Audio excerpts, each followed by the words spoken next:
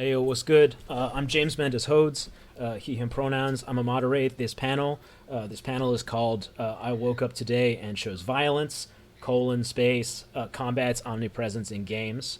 Um, and today we're going to talk about how almost every game has fighting in it. Um, so the genesis of this panel was that one day I woke up and I thought, why does every game have fighting in it? Like, I know that tabletop role playing games as a hobby evolved from tabletop war games, and those have fighting in the name. But it's much later than that now, and still, most games have violence. Um, and as a violence enjoyer myself, I still thought that was a little weird. So I thought that I would convene some other violence enjoyers to talk about ways in which we can and also cannot enjoy violence in a gaming context. Um, I want to start with introductions for everybody. We'll go around. We'll introduce all the speakers, and then I'll introduce myself. So for our icebreaker, please tell us who you are. A line or two about yourself, and then please tell us what your relationship is to violence in real life or in gaming or both. And please also tell us what your favorite special move of the moment is, also either in real life or in games. And remember, we're public, so whatever you say is canon um, for like your life.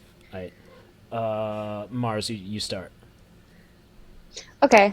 Hi, my name is Mary Rose Valentine. I'm often Mars. My pronouns are she. In real life, I'm a trained dancer, and I study theater. So I've done a lot of stage combat. So how do you look like you're hitting somebody and do absolutely zero damage because you don't actually hit them? Um, I have taken a class here and there of martial arts, and I enjoy it very much. And I may or may not referee an underground fight ring of my in-person friends. My current special move is running the fuck away. No, you don't get to say that. Someone always says that, and they think they're clever. No, No, that's actually how to like get. Okay, fine, fine. Kirby's downbeat in Super Smash Brothers. there we Fight me on go. it. Beautiful. There we go. All right, thank you. Yeah, let's go to Ash next. Yeah, hi, I'm Ash Kreider. I'm pronouns are they, them. I am a game designer who has written games about violence and also very much not about violence. And in real life, I did Taekwondo for about 16 years until I got tired of how macho it was, and I have recently switched to Kung Fu. My favorite special move is actually in real life. I'm getting to learn Tonfa right now, and Tonfa is so weird and fun. So I'm gonna go with just all the Tonfa stuff I'm learning right now. That's what's up. All Yeah. right, Quinn. Hey, Quinn Murphy, pronouns he, him. Um, I am also in real life like a sort of like a lifelong sort of aficionado of sort of martial arts. Um, I'm uh, I just put out like I'm a big shonen fan, which I feel like is sort of relevant here. And then What's also as a shonen, game. Quinn? Oh man, I mean, so I'm just gonna say, like, I feel like one of the like premier ones of like all time is Hunter x Hunter. It just like blends like all the sort of like story and like I'm just gonna say Hunter x Hunter and move on because I could go on Oh for no, like I, 10 I I said minutes. what's the definition of shonen? Oh, shonen. Oh, sorry. Shonen is sort of like action, sort of often sort of like yeah, pretty much like sort of often combat heavy manga Got it. in Japan. Cool. Um, and then as a game designer, I've built I've made games without any violence. Games like Community Radio, which is basically like Night Vale, like the RPG, and and then I do a lot of freelancing for Pathfinder, which has a lot of combat in it. Also other things. I've been doing it for a while, so I've seen sort of the spectrum of things. And favorite special move, I'm a fan of the classics. Shuriken. It's like I feel like it's the move that kicked off like so many things in fighting games. I just love it. Yeah, just a rising dragon fist, invincible reversal. Let's go. Beautiful. All right, finally, Sen. Hey there, my name is Sun Feng Lim. I use he, him pronouns. By day, I am a professor of psychology. By night, I am a professor of Brazilian Jiu-Jitsu. I'm a black belt in that art, and I am the provincial champion for my weight class and age for, I can't remember when I last fought, but it was like, I haven't been fighting for a while because of COVID and stuff like that. But anyway, so I'm pretty good at that martial art. I quite like it a lot. My relationship to violence is real weird because while I do that, I also teach nonviolent crisis intervention to my students who work in the disability sector. So I look at how can we use nonviolent ways of resolving crisis. So I'm a walking contradiction, I guess. But it's really interesting because the basic body mechanics of how you manipulate joints and people and their bodies and things like that is the same no matter what you're doing. It just depends on your intent, right? So see what else is there. Oh yeah, I'm a game designer. I guess I should say that. Remarkably, most of my games don't actually feature violence. A lot of them are very like the next one that's coming out is about drawing pictures. Now there's violence in it, but the players don't commit the violence. They're solving a murder. And then in Jiangshi, you can fight if you want, but it's really not about fighting. And then another one that we're putting out, I think in a couple months from now, is about a rock band. So yeah, I mean, I guess you could be violent, but it's about being a garage band. So Mostly towards hotel rooms. Yeah, and maybe your own speakers, right? Yeah. But other than that, yeah, I don't know why there's so much violence. But my favorite move is a rolling loop choke, which is my specialty. So that's the Nice. choke I like to pull. That's what's up. Yeah. I'm the moderator. I'm James Mendez-Hodes. I'm a game designer and cultural consultant. I also practice a bunch of martial arts. My favorite move right now, how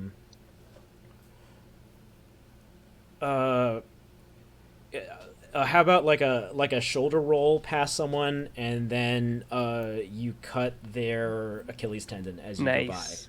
I thought you were going to go with monkey Oh. grabs the peach, but No, I don't know that one. Yeah. So yeah, shoulder roll with Achilles heel attack with bladed weapon. there you go. This is why my special move is run away, because if you're mid-roll and I'm already 10 feet away, you can't slash my Achilles tendon. Yo, we're in an elevator though. I still can't do this move in an elevator. No, but No. So anyway, so thank you all for revealing all your secrets, so that now everyone in the audience can defeat you because they know No our can moves. defend. No can Yeah. You defend. must defeat Shenlong to stand a chance. That's right. Go home and be a family man. Okay. RPGs can be about anything, so why, aside from that they descended from war games, are so many of them about combat? What's a good reason that RPGs should be about combat, and what's a bad reason that RPGs should be about combat? Again, let's do reverse order. Sen, why don't you start? Good reason is because of I think there's some real artistry to martial arts in general. There's definitely cultural bits of it. Coming from a martial culture like the Chinese culture, it is born and bred into me from day one. That part of the art of moving your body is a thing. It's an art. It's a culture. It's more than just fighting to fight. So there's that about it. But I think one bad reason is the classic power fantasy trip that role playing does provide access to, where I have a sword, therefore I'm going to solve all my problems with swords, and I think that is a bad reason to include combat in an RPG, which is why we didn't do it in Junction. Really, we said, well, there were two reasons. One was racism, and the other was power fantasy. So the reason why we didn't do it for racism is because it's about playing role playing as a Chinese immigrant, and we didn't want everybody to say, well, I guess I know martial arts then, because fancily, I mean, we don't all know martial arts, even though it is a martial culture, or there is a martial culture. It doesn't mean everybody participates in it. And then the other reason was the power fantasy reason. Like, it would just turn into this giant fight fest, and there's more problems to solve. There's more ways to solve things creatively than, if I have a sword, I'm going to just cut it, right? So, like, you see an Achilles tendon, you want to pull out your blade and slash it. Okay. Roll your shoulders into it. Yeah. Quinn. Yeah, I mean, so I feel like why everything's sort of about combat is just we are descended from war games, but then it's also we have this sort of like palette, like it's sort of like the hammer to the nail of kind of, when I want to do action, well, I'll have a fight, right? And then so action and combat have become synonymous. So people tend to just sort of shortcut to that, but there's all sorts of different types of action that isn't fighting. So that's sort of a thing that folks need to sort of unlearn in their design and their play style. But like a good reason to do like have combat in the game is that it's like catharsis, right? It's sort of like this safe environment to like where you have action and combat in a thing is like you have a world where a simplistic world that is unreal, where violence sort of can solve problems. You can punch the right person in the face and like solve like hunger or like inequity, right? It's great to imagine a world like that because the real world is very unlike that. Right, punching people in the face just leads to more people getting punched, and it's this vicious cycle. And it's cool to allow a space for that, but that also leads to my bad reason for it, which is something that often gets sort of conflated. Is that people are like, "Cool, I can solve problems in this sort of like simplistic, cathartic way," but and this sort of relates to the sort of because racism reason is, but I get to do it against this group of people, right? It's like, oh, I solve my problems by beating up these people, right? And where it becomes that sort of catharsis becomes also a proxy for directing kind of like anger and sort of those thoughts of violence against kind of the other, and whatever that other represents. So those sort of like two sides of the same coin. Cool. Ash. Yeah. So, I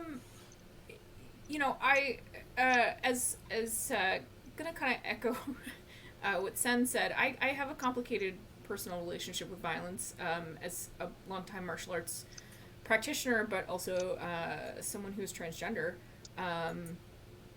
Yeah, like there are good and compelling reasons to include violence in role-playing games when violence is in service of things like telling stories about overthrowing patriarchy. That's a thing I design games a lot about. Patriarchy isn't going to go away if you're just ask it nicely. You have to fight against patriarchy and racism. So designing games about that, that can be a very good reason. It can also, not just catharsis, but it can be very healing to actually play games that center marginalized people fighting against and defeating the oppression that they could never fight against and defeat in real life.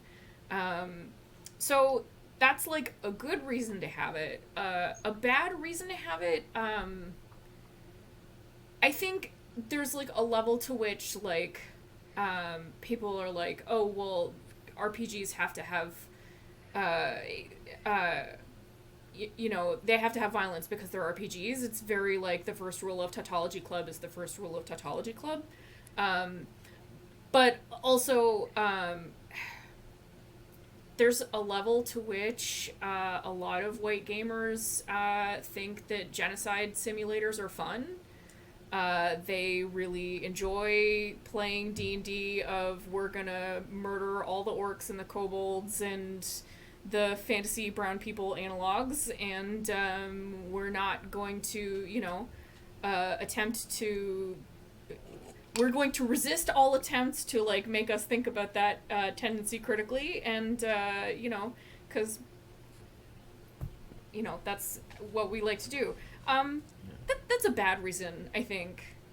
Not to say that, playing fantasy games that center on combat is bad, but when you play the white analog characters who only murder the analog fantasy brown people, that's maybe not great. Yeah, it's a little rough. Yeah. Thank you. Mars? So I've had a while to think about my answer, and I still don't have a concrete one, because what it boils down to is a good reason to include combat in RPGs is when good people play RPGs, and a bad reason to include combat in RPGs is when bad people play RPGs. So it can really go either way. Like a hammer is meant to wood, but also to take it out, right? So it's possible to use combat incredibly effectively, and it's possible to use it ineffectively or counterproductively, and it most of the time, in my experience, does not depend as much on the system itself, but the people using it. So choose your players wisely, I suppose. Yeah. So combat is like almost like a mirror that reflects the person who's using it. I would say that pretty, yeah. That's pretty deep, Mendez. I didn't say it. Mars said it. True. I just said it with less lag. Yes. That's cool. So yeah. Moving on to our next bullet point I was thinking about ahead of time. I'm going to skip around a little bit on our plans. So what's one cool thing that you can do when you decenter violence in design? Anybody? I've got a thing. Yeah. One thing in small small sort of sideways thing here is I think sometimes we lean on system to do things that we can solve by sort of habit or thinking role-playing games are a really cool medium because you can change your mind and literally change the game. So with this said, obviously there are systems that will emphasize this, but you can actually just with any system do this as sort of when you decentralize violence from your game, you can actually look at all the other forms of action that you can take, right? Whether it's doing parkour, to find the to get away from the enemies, or trying to climb a side of a building that's on fire, or any kind of things, any of these sort of expressions of physical action and danger, to create sort of excitement and tension. There's this whole library that I feel often does not get expressed in games because of that almost one-to-one mapping of action and combat. So I just feel like it opens up your palette for a lot of other cool scenes. That's cool. I'm gonna talk about a game that I made. I just finished my game, Our Traveling Home. It's Hell's Moving Castle, the role-playing game, but gayer.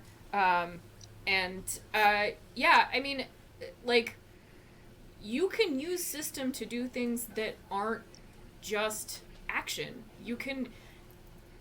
There is system in this book for, goofing off, or, falling in love. There are so many... mechanics don't just have to generate numbers related to hurting people.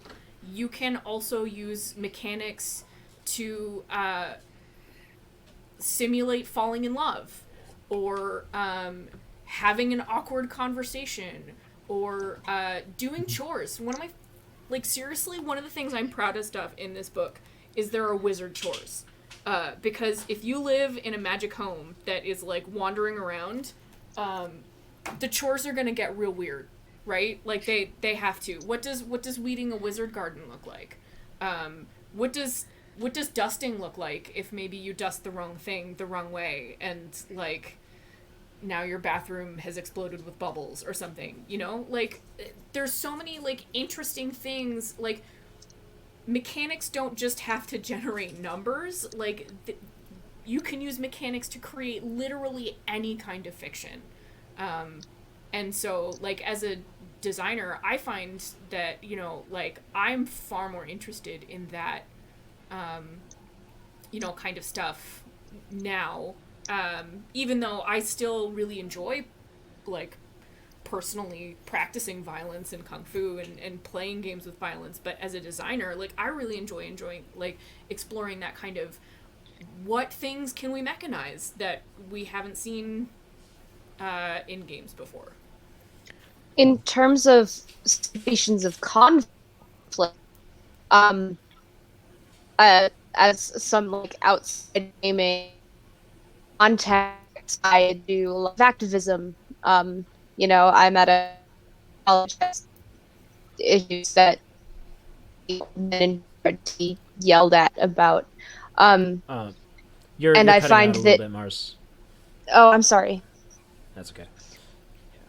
All right. You're back now. We just didn't catch the first part of what you said. Yeah. Okay. We got up I to do activism. a lot of activism. There's need for that on my college campus. I find that honestly, RPGs and role playing in a situation without using violence is fantastic public speaking practice and rhetoric practice, and preparation for fighting in real with using violence, I believe. That's cool. We had a question from the chat about like what are forms of challenge or conflict in game other than violence, which you've worked with successfully, and I think that's a pretty good example. Yeah. Sen, do you have thoughts? Just on cool things that happen when you decenter violence is you get you get interesting stories that wouldn't necessarily be told if there was an option for violence, because I think unfortunately a lot of players and gamers in general are I don't know if they're hard coded this way or soft coded, who knows, but they've definitely been trained in some level to aim at violence as the solution to a problem.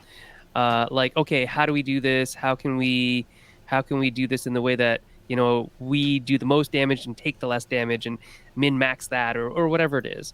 So a lot of games that decenter violence that still, you know, and they can still have violence in them. So I'm thinking of like Blades in the Dark or something where, you know, there's definitely it's definitely Dustfall. There's a violent world, but you can get through a lot of the heists part of it without doing anything violent necessarily, depending on how you play and what it comes your way. But, you know, you have a much better story because it's not always about, yeah, we're just going to break in there and steal everything because we're a bunch of people with swords and they don't have swords, or they have smaller swords.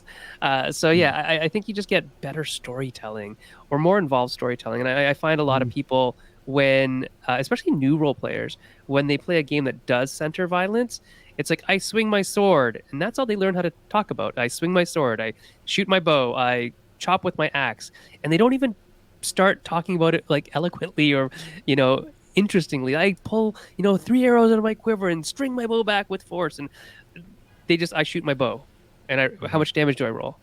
Because it gets so centered and so much focus is put on the numerical values of combat and damage. So, yeah, oh, we lost Mars.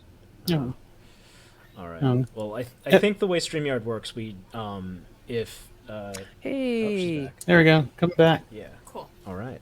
Hopefully that doesn't mess up our Yeah. Twitch. Yeah. But now I might be I'm in gonna- Mars's spot. Yeah. Okay, I'm gonna bring in a question because we I think it's a good follow up to what we've been talking about. What are some mechanical ways, such as Dogs in the Vineyard? What's up, Mars? Welcome back. What are some mechanical ways, like Dogs in the Vineyard's escalation mechanic, for example, which applies to like talking, to heated arguments, to fists, to firearms? What are some mechanical ways that you've tried or that you've seen and appreciated to encourage other forms of action challenge or conflict? I would say one of the things I've always loved about like the sort of various incarnations of the Cortex system is that there is technically like no combat system, right? It's like everything is conflict, right? And so you can basically make back in sort of Marvel hero games, like I've done things where it's like people are playing superheroes. And like the fight is them trying to actually convince senators to not like pass some like superhero regulation act, right? And it was like a huge conflict scene, right? Because there are literally the same rules as trying to like punch another hero through the wall. Like if you sort of have a thing where everything, like all conflict can be sort of handled under one umbrella, it does a lot for letting people think laterally about stuff. Mm-hmm. That's cool.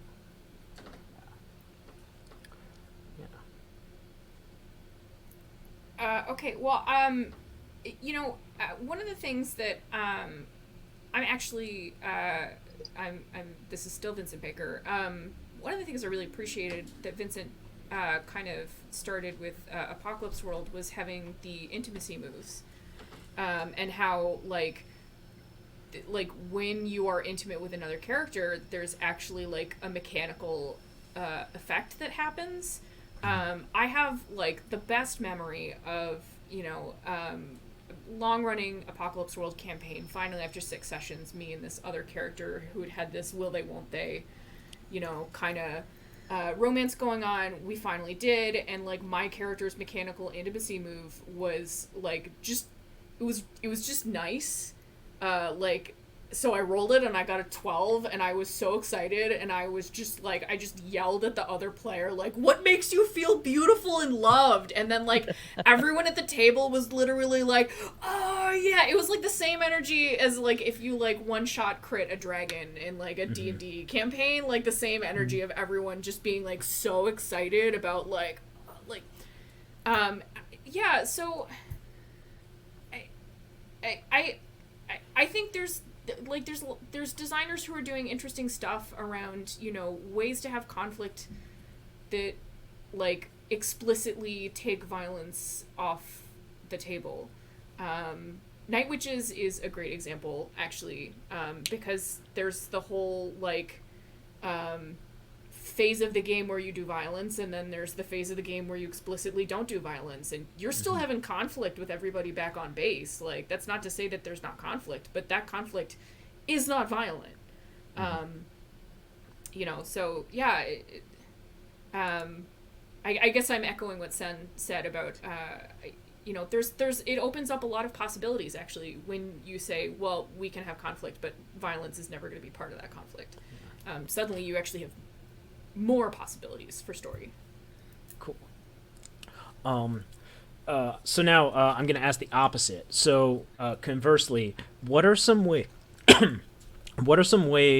to include and explore combat which you do want to see in games? Something that an angle on combat or an angle on action in general that you would like to see explored in more detail. Sen, you made a face, so you're going first. Oh, because all grappling systems in role-playing games suck. They're all bad. They're all bad. Every last that one. is that is my primary art. I've wrestled for high school. I've been doing jiu-jitsu for like decades, and so I'm a grappler by training. And whenever I read grappling rules in like any RPG, it's like this won't work. Your decades of training are a strength check. Yeah, right. What are they? Can I ask? What are they missing? Oh, in your opinion?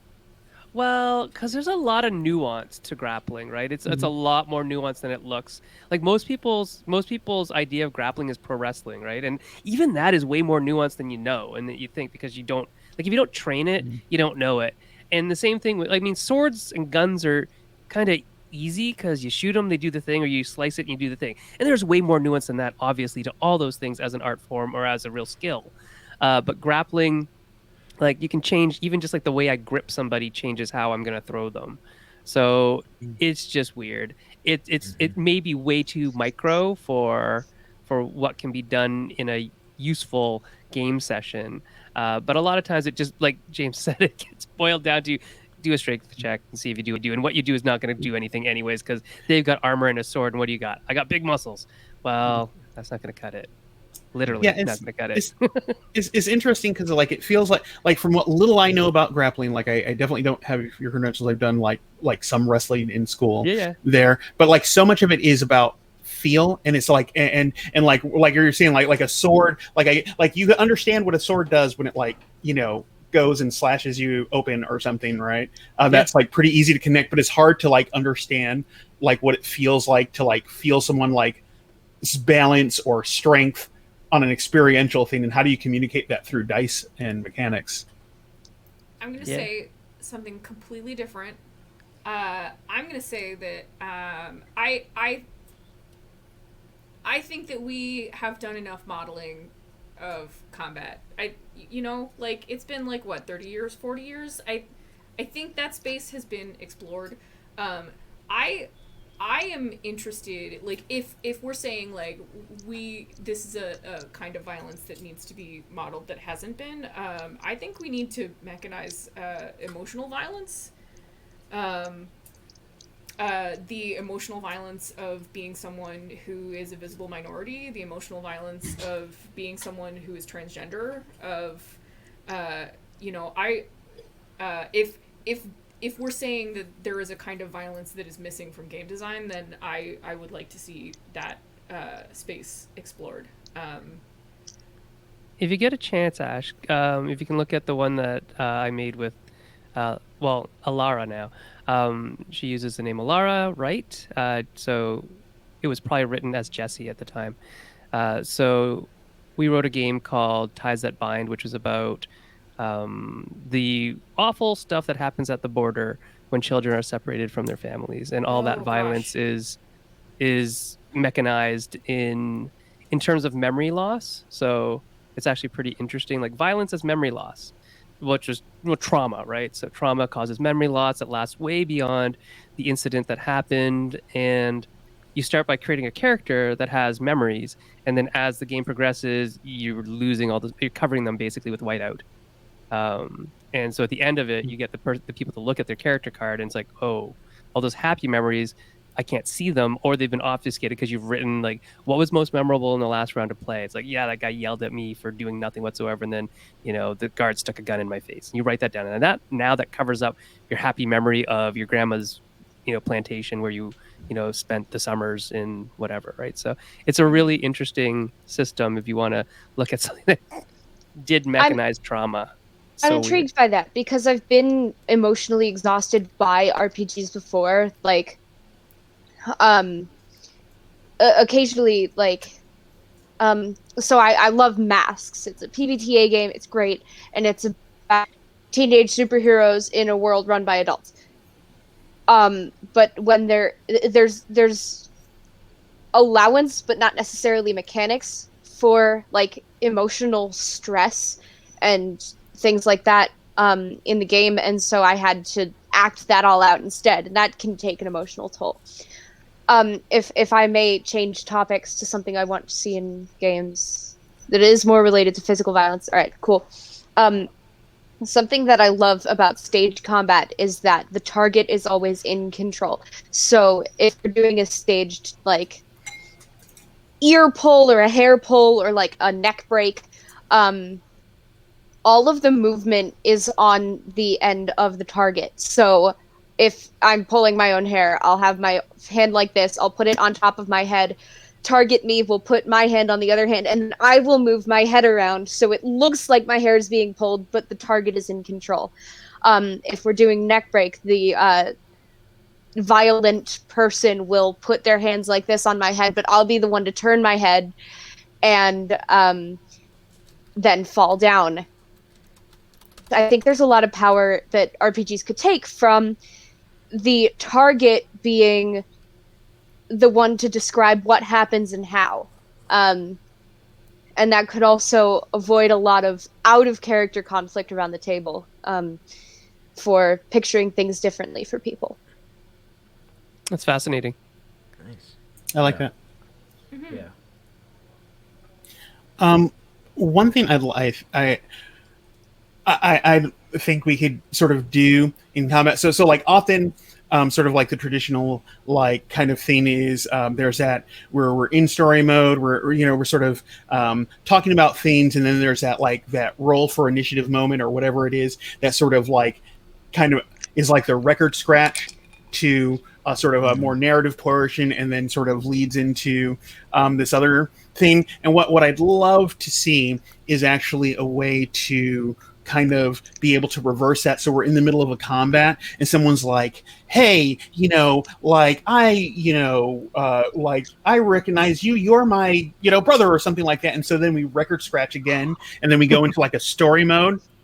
Yeah. Right. And we're still sort of in the heat of sort of combat, but then we can sort of flip out so I always sort of think of this in my sort of shonen time as like a mecha, like I call them mega seconds, right, where we like have this like very long period of time that's not realistic, where we're actually talking in the middle of the fight, but like it's okay, where we've accepted this as a convention, and then we can sort of like get back into the fight. Like I'd love to see more of that, where we can sort of just like we can hop out of narrative into combat, we can hop out of combat into narrative and like back in and forth relatively fluidly, depending, and so we can tell more story in the middle of the combat. I think that's wonderful. If I wanted to fight the way fights happen in real life, I'd go to the dojo down the street. So Right. This is RPGs. I want to have fiction fight. Yeah, cinematic, Right. right? So, I when you were saying that, Quinn, I was thinking like Princess Bride style, like witty repartee with my voices and words, and also, repartee from the French with my foils and swords and cutlasses and sabers or whatever. Right, and you're not penalized for the social interaction, because it's like a separate space that we've allowed for it, and then we hop back. Okay, cool. Like we did our thing, we did our bit, great, and we're back in fighting, right? Yeah, and you go back and forth. Yeah. Yeah, the bit about megaseconds is very well pointed out, and like in the anime kind of idea of things, of how they could be fighting and all talking about all sorts of stuff in the midst of a fight. So I think that's a very cool idea. Yeah, a lot of stuff gets sorted out in the middle of anime fights, like a lot of complex stuff. I think I've seen a few where they solve like, sort of like world hunger in the middle of like a fist punch or something, right? It's wild. So I wanna come back to a point that we touched on earlier briefly, which is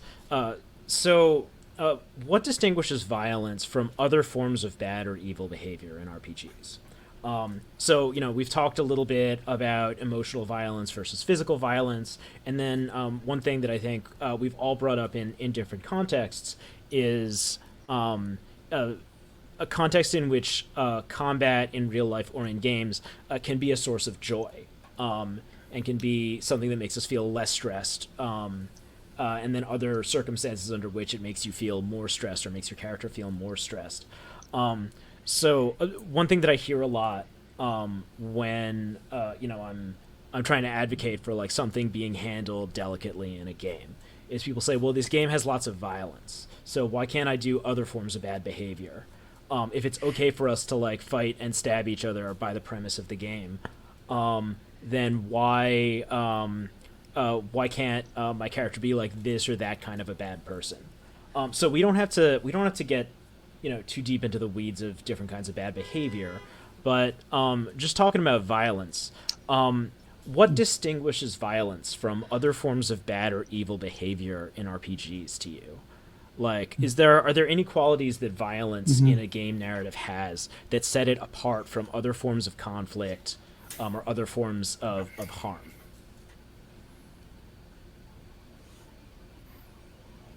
Was that a heavy one? I guess that was a heavy one. It's hard because what counts as violence? It's hard to be able to describe.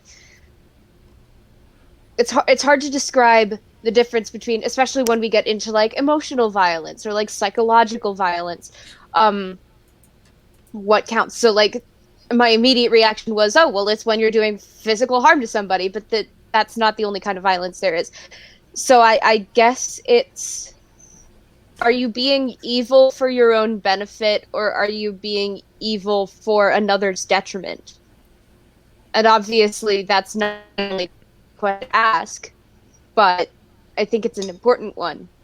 Mm-hmm. So is it a contextual thing? I think partially, yeah, because like, so maybe like, haha, I'm going to like poison the crops of this wheat field so that the village will need to buy wheat from me. Is that violence? Directly, it's not, but you're causing problems so that people will be put under emotional strain and possibly go hungry. And I'd say, yeah, that's fairly violent. So my answer kind of returns back to like, what can you do when with mechanics that aren't violence? You know, because like violence can be used in very compelling ways. I'm a big fan of designing games about fighting systemic injustice with violence. Really? So, I didn't know that. I know. But like the question of, well, what's to stop me from, what's to stop me from, you know, using violence in this bad way? I'm increasingly a fan of just saying, making it part of the rules that you can't, that we don't do that here. You know, like in the Watch, there's a rule that basically if you try and do anything toxic, which would include doing violence because you wanna, then the GM gets to hose you and take over your character for a while, and you're not gonna like it. So, you know, and then I've gotten even more explicit in subsequent games of just being like, if you want to do this thing, then this game is not for you. Play something else. Yeah. So yeah, I think increasingly my answer to like that kind of distinction is just having rules that say like, if that's what you want to do, then play something else. Yeah. Yeah, the system doesn't support that, or all sorts of stuff. I think it's a really interesting question because we get that a lot, James, in especially in board gaming, when somebody might have said something about some Frosthaven thing and stuff rolled downhill, and then we all got caught in it. Sorry, James, you started off a big fire in that side of the industry. But so the straw man that often gets thrown up is, well, we murder people in war games all the time. Why can't we do all these other things? Like, so just calling somebody a racist thing is not so bad as us murdering people in a war simulation. It's a hard question. It really is, because where do you get off this kind of moral high horse or whatever you want to call it and say, well, you can kill people because it's just, you're killing Nazis, but you can't, do whatever the other thing is, like what other types of bad things are. It's a real interesting thing. Like in board games, I typically don't let players be evil, but role-playing games are a much wider open slate. So I don't know what to say about that, to be honest. It's a hard one. Like, why is violence allowed as a form of, or more likely allowed as a form of entertainment? And I think maybe it's because it can cleanly be seen to be used for good, right? Like violence by itself is just a tool, but what are you using it for? Like Mars was saying, and Ash was saying, like, are you using it to stop a corporation from taking over the world and doing bad things? Or are you using it to, uprise against a violent police force that is oppressing marginalized population? What are you doing with that violence? I think is why it gets treated like on an okay thing. Whereas, you know, sexual violence is almost never the right thing. Well, I can't even say it's almost never. It's never the right thing. What am I saying? Right? That is awful. Yeah. Like, That's the how one do thing they? we can generalize about. Yeah. Yeah. Yeah, Never. Yeah. yeah. Like Mhm. it's like that's Yeah. like don't do that. That's awful. Yeah. So yeah, I think there's this weird thing about uh, like I see the academic weirdness about allowing violence because you're literally murdering somebody versus something else, Mhm. right? It's such a weird thing. Good question. Yeah. Thanks for making me think on a Saturday night, guys. I mean, I think- I would say. Oh, sorry. Go. I well- do have to. I'm gonna cut y'all off in a minute because I do want to do like last thoughts. Oh, but we have a Quinn- question, Okay. Yeah. so I will Um. just let Yeah. that go. Yeah. Uh, But yeah, Quinn. Last thoughts on this topic. Okay, yeah. So real quick. So I think my one word sort of like answer, which I'll briefly expound upon, is the real difference between violence and the other forms of thing is duration, right? You can punch someone in the face, and that's pretty much done, right? You know, there's some damage afterwards, maybe a black eye, stuff like that. You can call someone a choice name related to an ism, and that could stay with them forever. Right, the stuff that we live with that's modeled in the real, or that people would want to model in the real world, systemic like racism, like plantations and stuff like that. Those are things that are like on there and do damage for like centuries, millennia, right? Yeah. That lasts through, and that the promise of sort of a good action movie, right? Like going back to what I said in the beginning, the promise of a good action movie or good sort of action genre instead is that I can take these long duration things and I can punch the right person and end it, right? Is that violence in the proper hands can be a way to cease those bad things, and it doesn't in the real world. Bad has like this long shelf life, right? And we can sort of shorten it in these spaces. Yeah. And so I think that to me that's a key difference. That's cool. All right. Well, thank you all for joining us on I Woke Up Today and Chose Violence. We got through a lot of different topics today. Finally, we're about to go. I got another panel, but quickly tell us where people can find you on the internet and one thing you're working on right now. Mary Rose. So you can find me on Twitter at Time4Mars. That's at TimeForMars. I post mostly about games and Shakespeare and my cat. And I have just been hired by Shoestone Publishing to work as freelancer on Magnomia. So keep an eye out for that. Nice. Sen. You can find me on Twitter at Senfeng Lim, and my next project is launching on Tuesday with Hunters Renegade. Banana Chan and I have made a game called An Exquisite Crime, which is a drawing RPG. So it's kind of Nice. fun. It's really cool. Nice. Check it out. Quinn. I'm Quinn Murphy. You can find me at QH_Murphy on Twitter.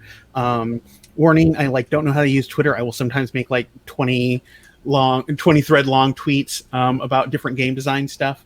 And most recently, I just had an adventure path published for adventure in the adventure path, Strength of Thousands, for the Pathfinder RPG, where you're playing basically magical students in a fantasy Africa who basically kind of like a magical academy.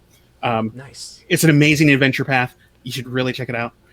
Sweet. And I'm Sorry, I just want to make sure the Yeah. timer is at 30 seconds Yeah. here. So sorry. Yeah. I just want to jump in and say that you can find me on Twitter at WonderGeek, WUNDERGEEK. Our Traveling Home is available for sale on IPR.